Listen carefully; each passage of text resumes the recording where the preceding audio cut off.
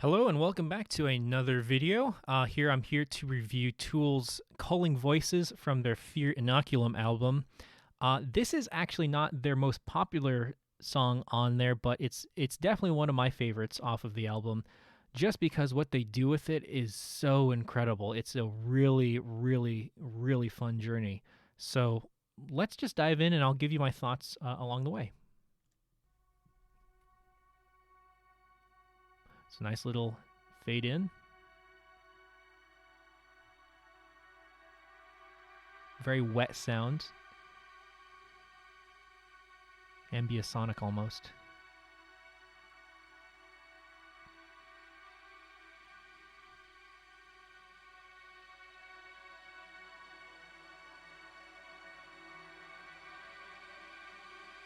You hear a little bit of voices just kind of leaking in.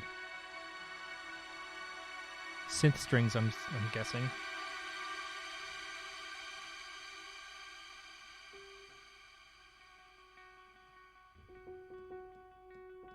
So we're in F sharp.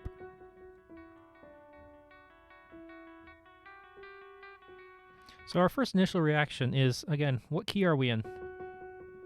You might think, well, we got a lot of this F sharp going.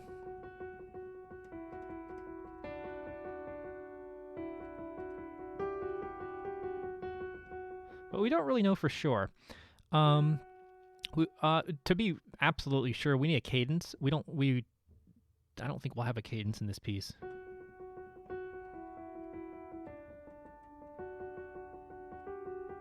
So initially, we're thinking, okay, F sharp Phrygian, because we have this G natural.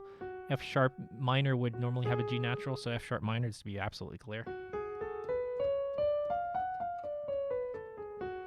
But we could also, and there's a big possibility, we could just be in B minor and we're just starting on the dominant, right?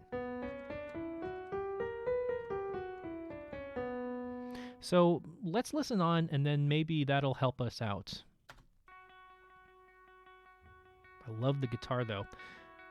You have the F sharp, repeated F sharp. I should also mention that repeated F sharp, they're going to be using this as what we call a pedal tone. And a pedal tone in music, if you could think of like a big giant pipe organ, what was common back in the olden days, I mean the really olden days, was so pipe organs. You'd have, if you ever see an organ before, you know, a pipe organ, like those massive things that you see in cathedrals and whatnot.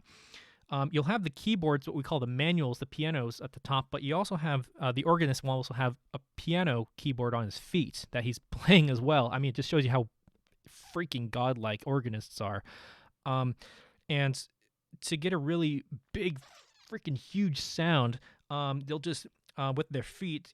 Organists back in the day would just floor like some really low note and just hold it there, and then just just make up stuff above it.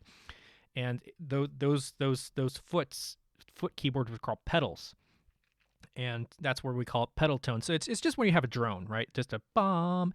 And drones are most often used in the bass register because it's easier to kind of forget about and ignore the bass register, and be more sensitive to the upper register, the mid to upper register.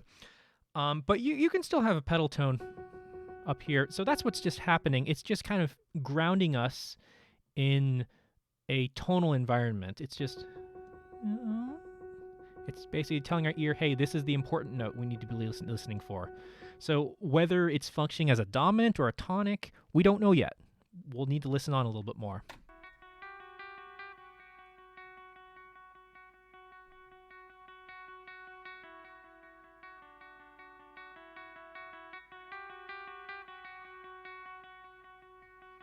This is just, I hate pausing it because it's just such a, it's so, it leaves you speechless. Like it's a sin for me to interrupt this music right here, but maybe I should just shut up and just allow us to listen and really enjoy just this wonderful moment.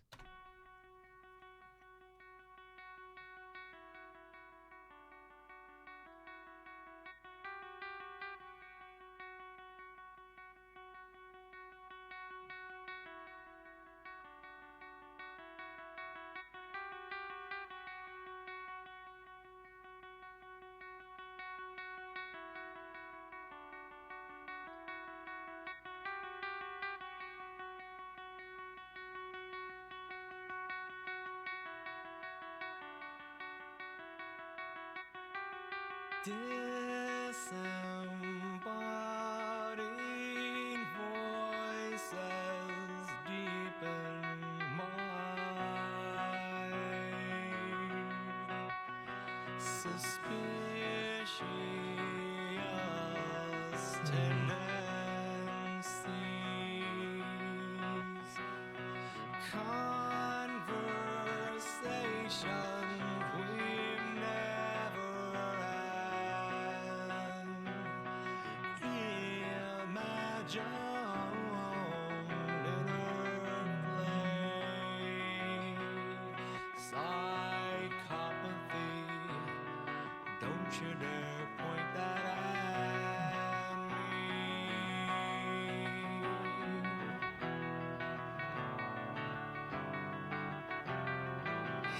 Huh. Hated. I have to pause it. Oh, so fucking good, isn't it? Oh, so fucking good. Oh my god. All right, so oh, oh my god, it's so good. I just want to listen to this whole thing and just enjoy it. Oh my god, it's so good. All right, so wow, before I have like an existential crisis, shit, man. Tool is so good, aren't they? Yeah. Just wow. All right. I'm like tearing up. It's so good. All right. Let's get back to this. So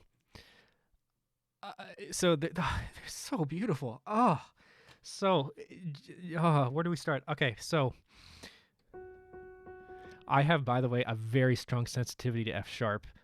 Just the tonality of F sharp. If you write a piece in F sharp, you're my best friend. It is. I just have a very strong reaction to F sharp. Just the key of F sharp.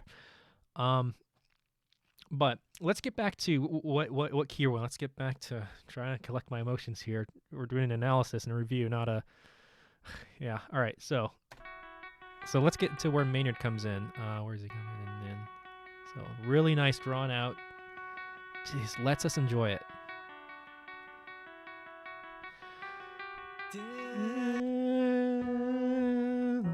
So he starts on a B. So this is having me suggest that we're probably in B minor, but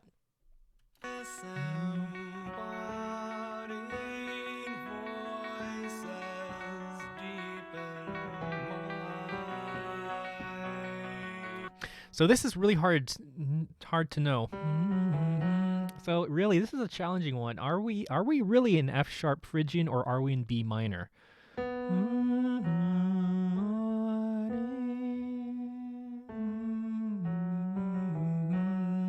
Because usually in Phrygian, right? There's a lot of tension, right? This is the dominant.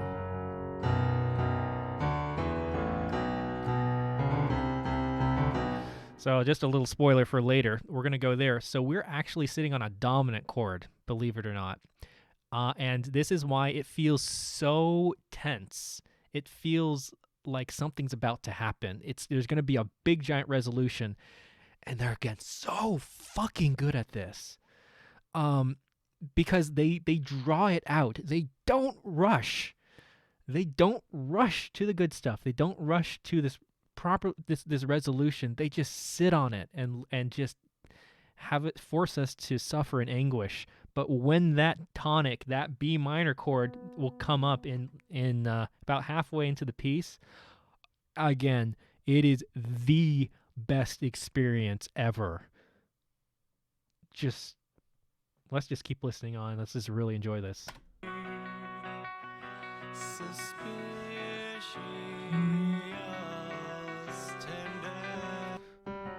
So you again, your ears are thinking F sharp Phrygian. We are not in F sharp Phrygian. We are actually in B minor.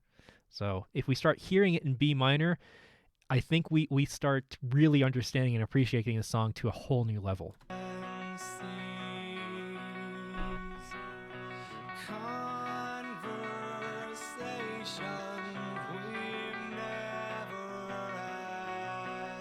Love the guitar riff just in the background. Dum, bum, bum, bum.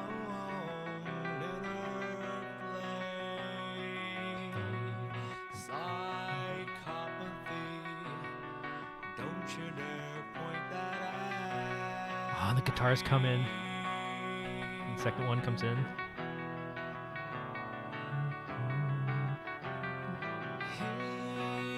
And another phrase.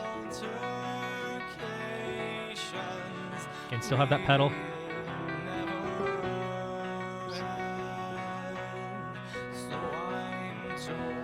Again, you have the guitars. You hear that little dissonance? Do you hear that little dissonance in there? That little clash? That little... I don't know what the notes are, but you heard a little bit of a dissonance there. Listen again. Listen real carefully. Right there. Right there. Do you hear that? I'll back it up again.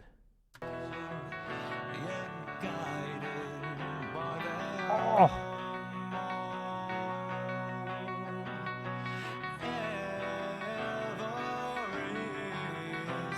And again, right there. Just a little bit of...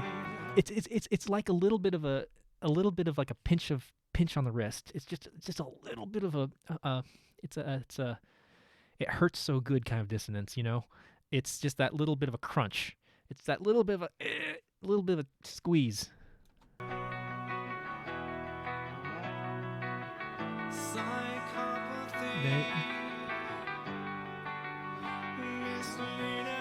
And then go into a regular time signature.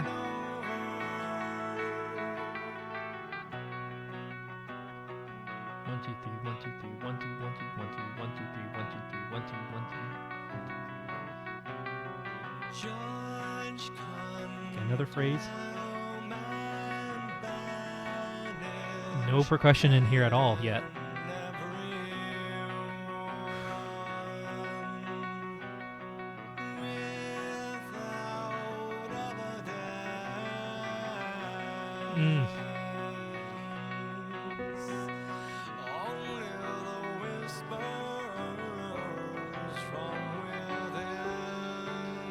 Whoa.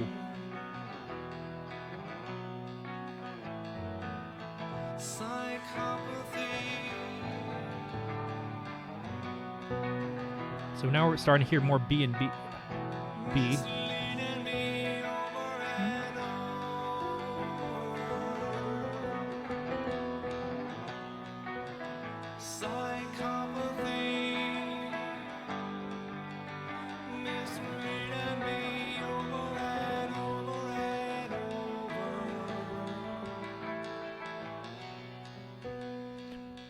Now we've settled.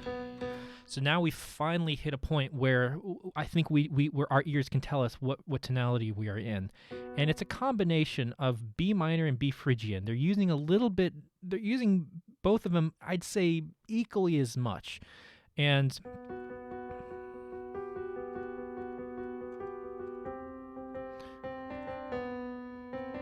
they're using it in a very traditional, at least this, right? Because now we're in B. So this is really fascinating, harmonically speaking, and it was so seamless too, wasn't it? You didn't even know, because we start on the tonic, or the dominant.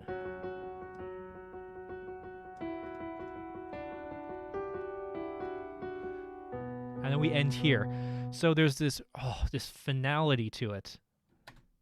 And then we back down. Now, by the way, whenever we do this in music, in any kind of music, where you have a bunch of stuff happening and then you just stop. You stop music. That is silence in music, well, or at least the absence of much motion like we have here, when used correctly, has so much power.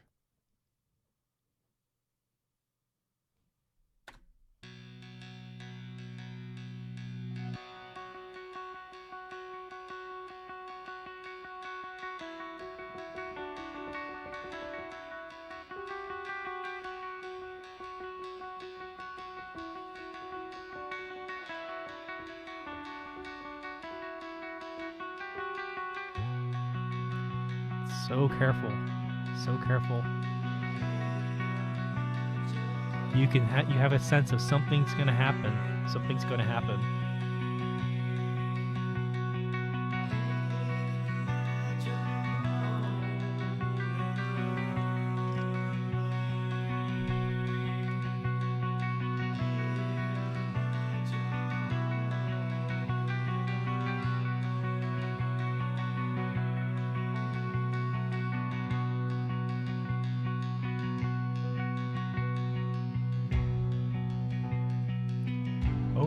We're going somewhere. This is new.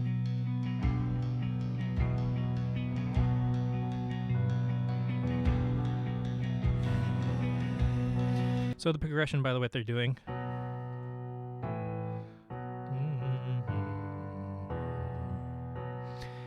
Same progression that they used in Numa. It's like they knew what they were doing all along. So fucking cool.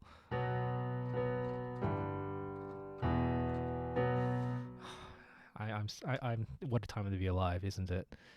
What am I getting so excited about? So in Numa, which I did a video on, the beautiful thing that they did.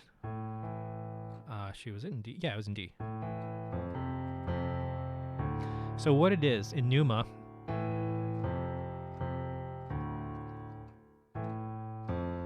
they're just outlining a D minor triad, just using power chords. Here they're doing exactly the same thing, except they're in B minor. So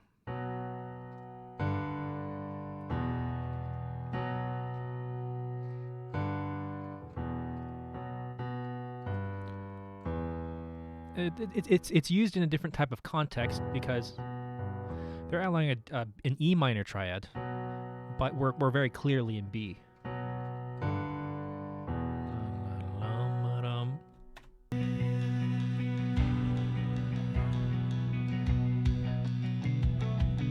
And now we're starting to get movement, and the percussion's coming in. Don't you dare point that at me.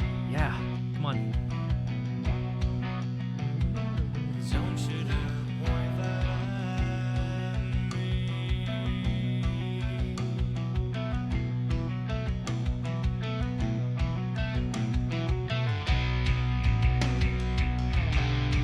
Something other interesting I just noticed. Let me back it up a little bit. I just want to see if that was. I just want to reconfirm something. Don't you dare point that at me. Yeah, hold on, back it up. Don't you dare point that at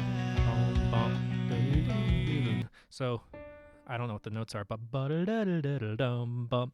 So do you hear the guitar going bum bum bum bum?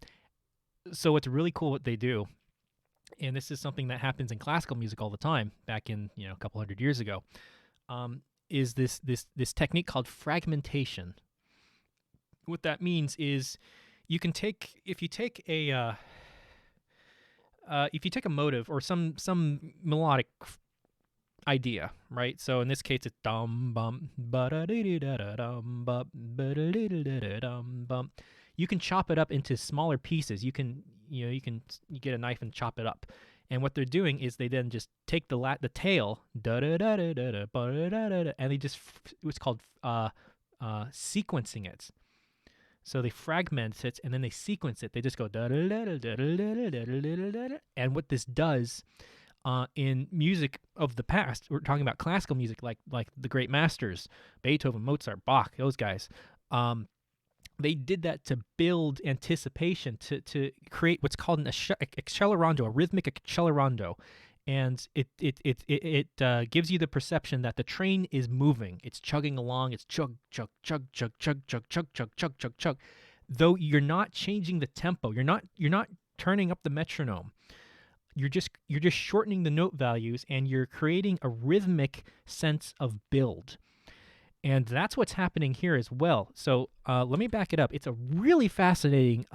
It is super cool that they do this here because you don't hear this very much in modern music today. Bum, bum, bum,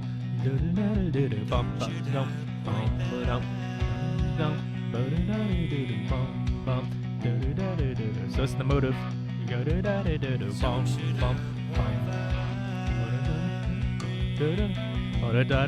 They're just taking the tail now.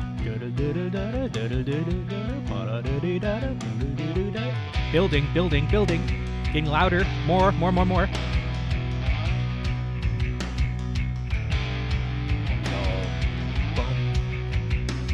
Yeah.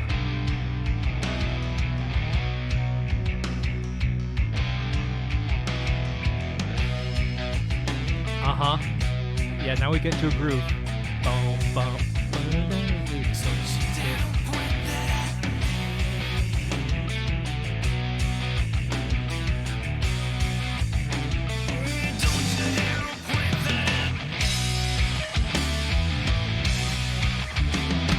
Oh, I got that Phrygian in there.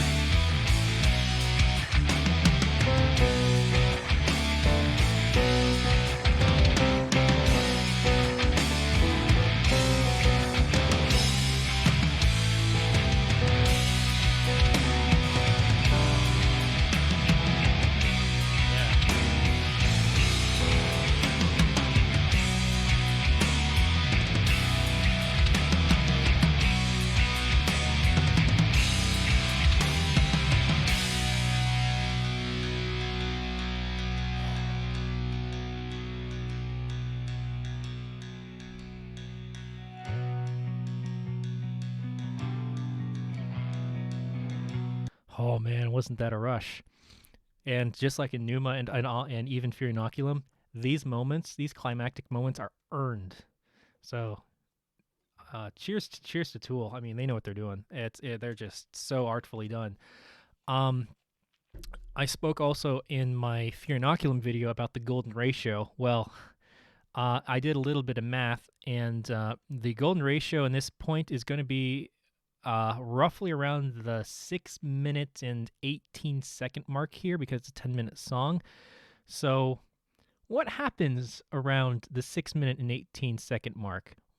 Let's take a listen to around 6 minutes and see what we listen to.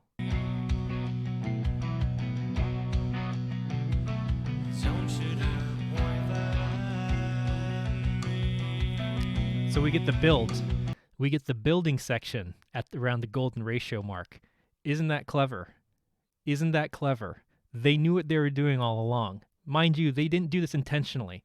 They didn't sit there and think, you know what? We know it's going to be a 10-minute song, so right around 6 minutes and 18 seconds, we need to... No, they didn't do that. This is just a natural division. This is just an observation. That's all this is the golden ratio. Again, just shows you how useful the golden ratio is. It's just in everything, in nature and fractals and even pieces of music. So the golden ratio happens right when they build. So it's the natural division points, the natural proportional division points. And what this is 6 minutes in, and we have not climaxed yet. We have not climaxed, and we only climax at around the 7-minute mark, I want to say. Let's see. Just experience this all over again. Isn't it wonderful?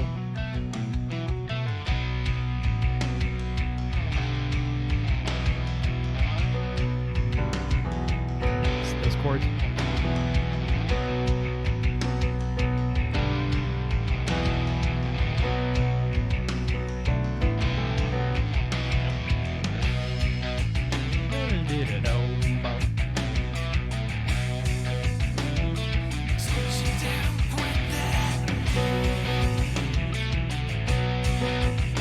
We're in B for sure.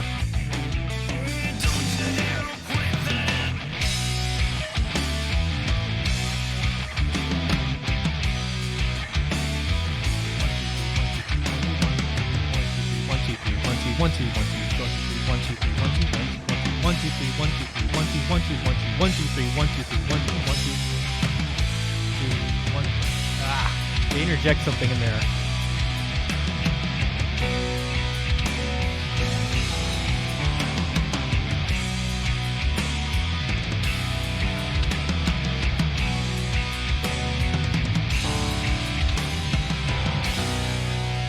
So that is just, isn't that wonderful? That's so goddamn good. So that's the power chords again. Oops.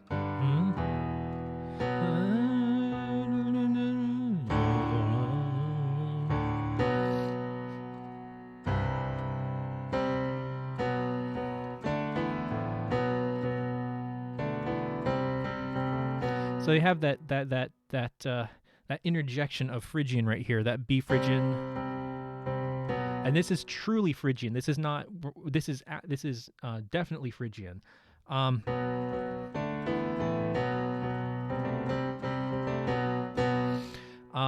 undeniably Phrygian. It's used in the exact correct way. And we've heard this progression again many times. But again, going back to it doesn't matter the tools you make the house with. What matters is the house that you make with the tools.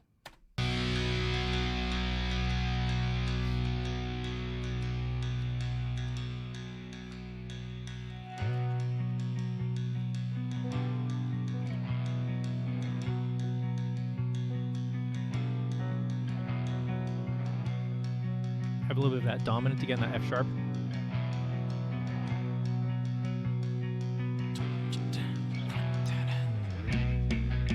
Now we're going to go back at it again. Yeah.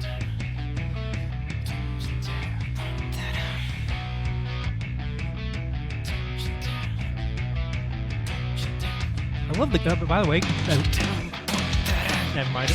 Yeah. One more time.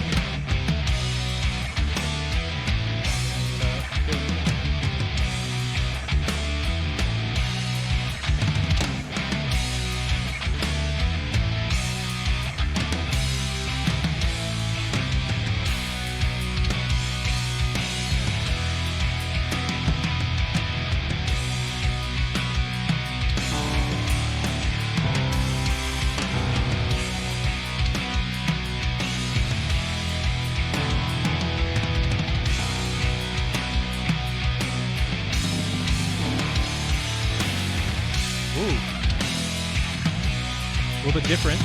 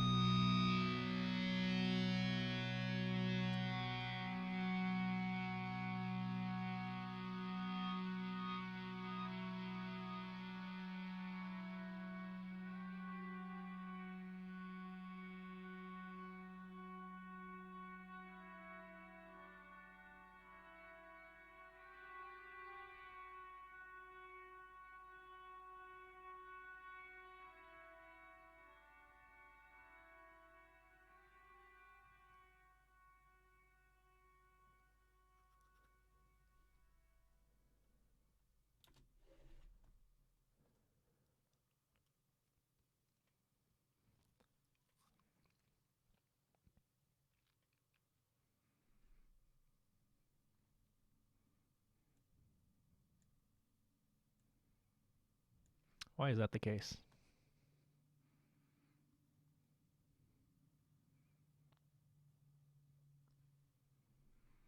This ought to have way more many views than this. It is. I'm speechless. I mean, I've listened to this song for so many, ever since it came out, and I've always fallen in love with this piece. I can completely understand why Numa and Fear Inoculum have, the view count they do, 31 million views on YouTube and whatnot, and on Spotify, something along those lines. But Calling Voices, man, it just hits me hard. It's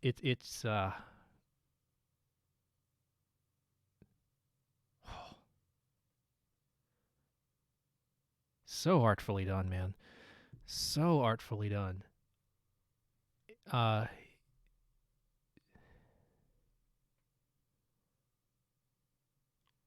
I don't know what to say. So I guess something that we could go through. So there's not really a form to this piece, as far as I can tell. What's going on is you've got a bit clearly a huge introduction, if you like. You can think of this in many ways. As long as I collect myself. So we can think of this. Sorry,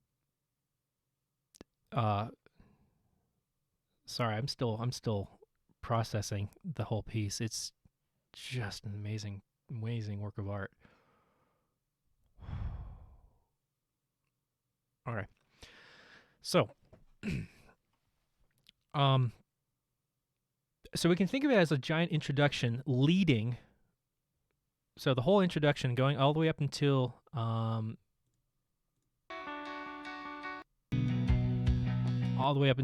know, don't you dare worry about me or whatever he's singing. I don't know. But right when the climax hits, right around the 6 minute and 6:30 mark, we can think of this all as build up to that moment. It's a slow climax up to that moment.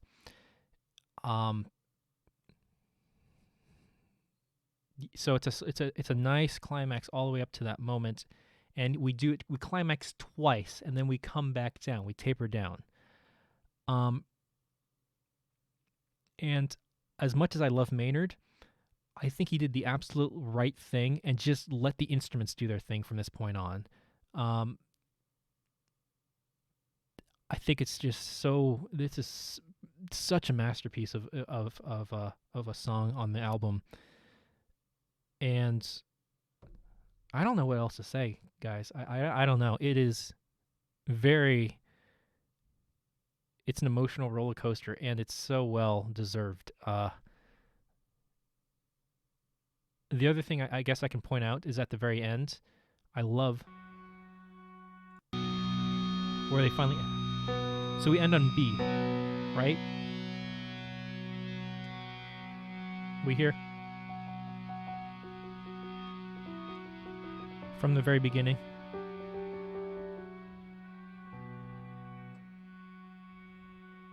But we have remnants of F sharp. But I also like how far and distant and wet it sounds.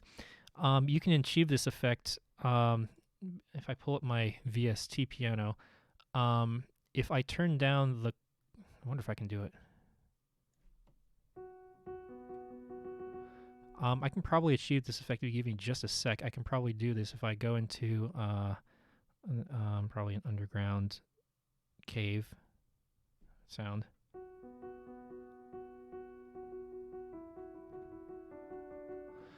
Probably turn off the... But that's kind of what they're doing, I'm noticing, is in the... it just makes it sound so distant and far away. That's kind of what it's... What if I turn...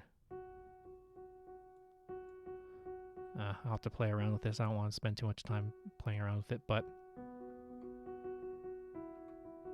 the idea is that it sounds far away and that it's moved past us. It's already moved on. It's as if the guitar is passing through our lives. And it's very clear at the very beginning. It's part of us. It's part of who we are.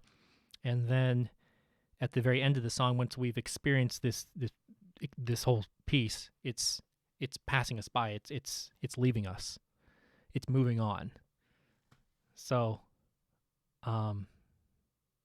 if I don't recall, isn't this the last piece on the album? I don't recall, but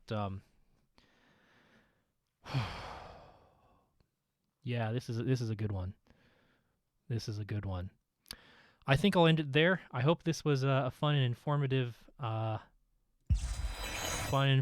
and at least, if nothing else, an entertaining video for you guys.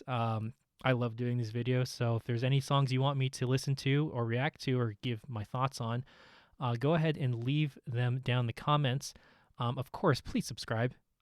It really helps me out. Also, like this video if you enjoyed it. And with all that said, I'll see you guys later.